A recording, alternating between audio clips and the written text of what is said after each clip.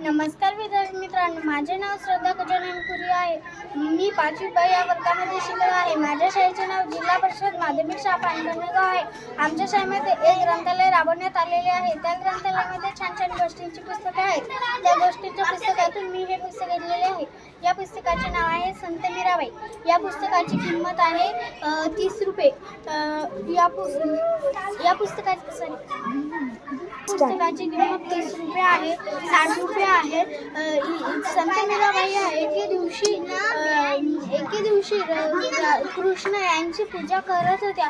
तर मग त्या पूजा करताना संत मीराबाई सुद्धा देव होत्या, पण तरी त्यांना देवाची पूजा करायला खूप हौस होती.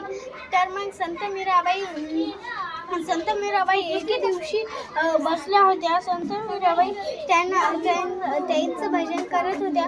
तर मग संत मीराबाई आरती म्हणत होत्या. तर मग ती आरती होती त्यांनी म्हणली होती. तर मग ती दुसरी आरती त्या म्हणायला लागल्या होत्या की तिकडून एक सोन्याचे पाऊल फुटले. तर मग ते सोन्याचे पाऊल पाहून संत मीराबाई खुश झाल्या, पण त्यांनी तरीही ती आरती सोडली नाही. तर मग संत मीराबाईच्या मागून असं धुवासारखं निघू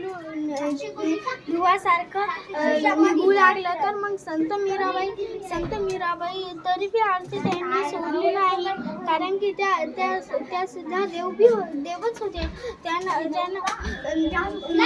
मग तर एक तिथून मुलगी आली आणि ती मुलगी दुसरी मुलगी भांडणं करू लागली.